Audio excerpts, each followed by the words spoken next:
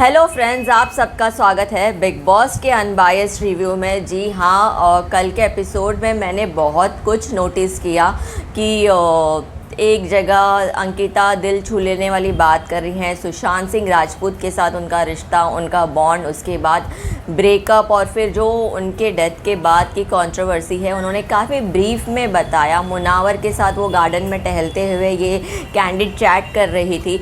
उसके बाद हम बात करेंगे अभिषेक और समर्थ के फेक फाइट की, और the highlight of the show Aishwarya का गुस्सा फूटा और उसने विकी को बता दिया है कि फाइनली तुम जो मेन ईगो लेके घूम रहे हो या तुम ही तोप हो, और जितनी भी बीवियां हैं वो सिर्फ मर्दों को पीड़ित करने के लिए हैं, ऐसा नहीं है।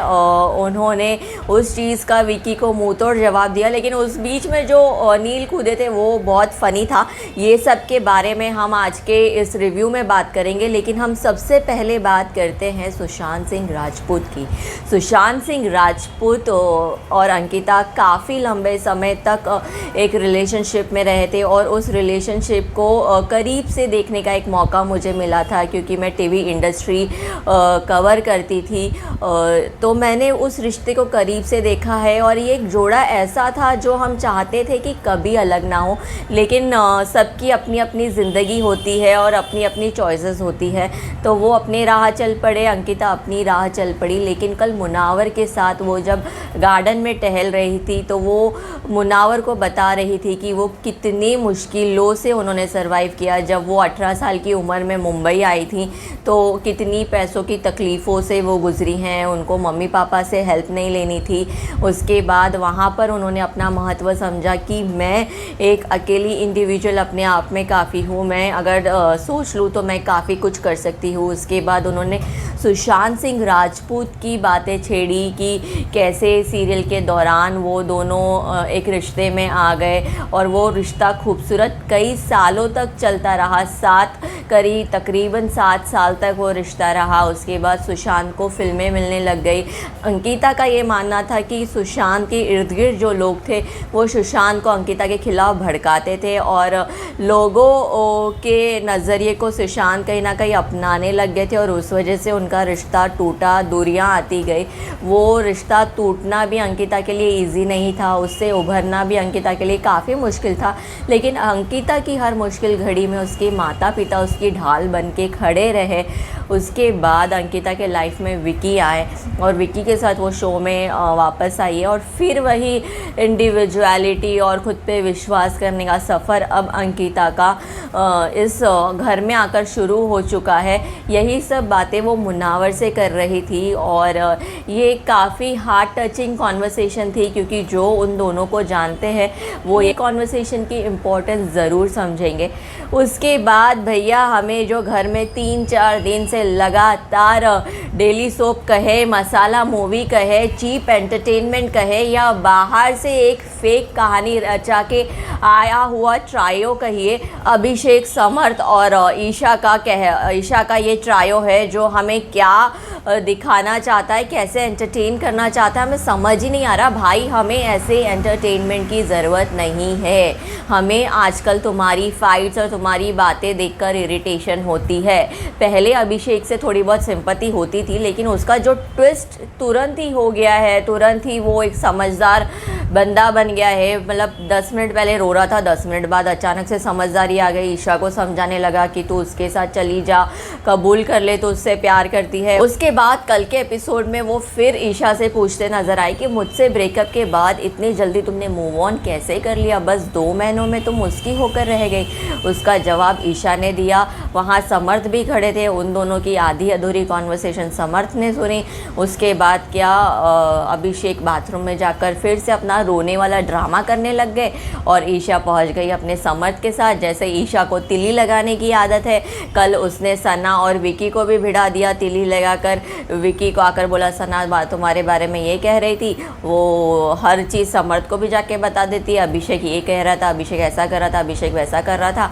उसने डिटेल कॉन्वर्सेशन अभिषेक के बारे में समर्थ को बताई। और समर्थ तो खैर आई है अभिषेक को अपना टारगेट बना के, क्योंकि अभिषेक के बिना उनका गेम कहीं नहीं है, उनके पास गेम के नाम पे कुछ भी नहीं है। इसीलिए वो अपनी सारी खुन्नस और अपना सारा परफॉर्मेंस अभिषेक पर ही खर्च करने वाले हैं। और जो उन्होंने ओवर एक्टिंग करते हुए लड़ाई का जो ड्रामा किया है, अभिषेक नहा रहे थे, उन्हें स्पेशली जाके लड़ने के लिए बाहर बुलाया, उसके बाद दोनों ने एक दूसरे को खूब गालियां दी और उस गालियों की वजह से समर्थ का एंगर और बढ़ता चला गया। और उसके बाद उन्होंने जो फाइट का ड्रामा किया, इस फाइट में मुझे बाबू भैया की तारीफ़ करनी पड़ेगी, जो उन्होंने ही एक चीज़ जो सटीकी की छोड़ दो दोनों को, देखते हैं कौन एक दूसरे को मारता है। यहाँ हम इनको संभाल रहे हैं तो इन्हें ड्रामा सूझ रहा है, लड़कियों को लग रही है, किसको लग रही है, इनको कोई लेना देना नहीं है। इसलिए अब इनके झगड़े में मत पड़ो, ये सब फेक झगड़ा है, इनको छोड़ दो, देखते हैं कि कौन किसको मारता है और ये लोग क्या करते हैं, एक बार छोड़ के तो देखो। और जैसे ही घर वालों ने छोड़ा, फिर क्या दोनों दोस्त बन गए, अगले ही पल हमें हंसते हुए बात करते हुए नज़र आए।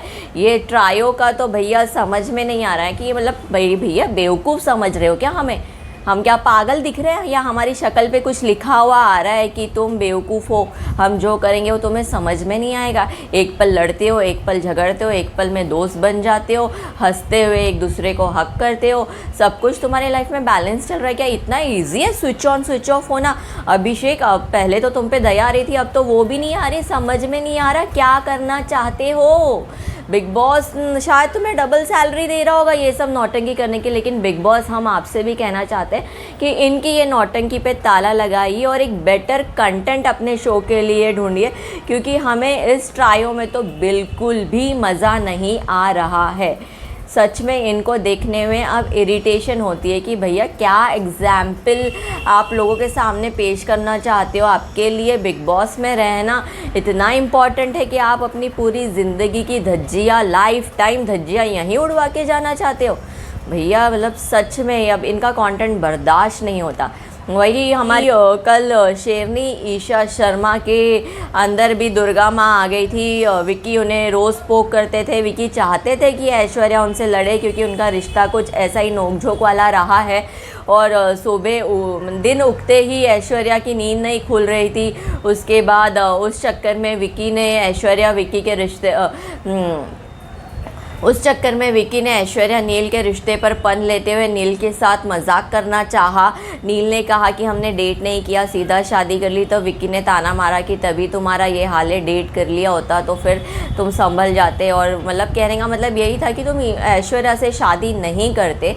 उसके बाद वो ऐश्वर्या का जो इतने दिन से गुस्सा वो अंदर भर भर कर रख रही थी, फाइनली जब सारे घर वाले बैठकर चिट चैट कर रहे थे और अंकिता ने विक्की को कुछ कहा और विक्की ने पीड़ित मर्द कहा खुद को, तो ऐश्वर्या ने कहा तुम ही एक पीड़ित मर्द हो।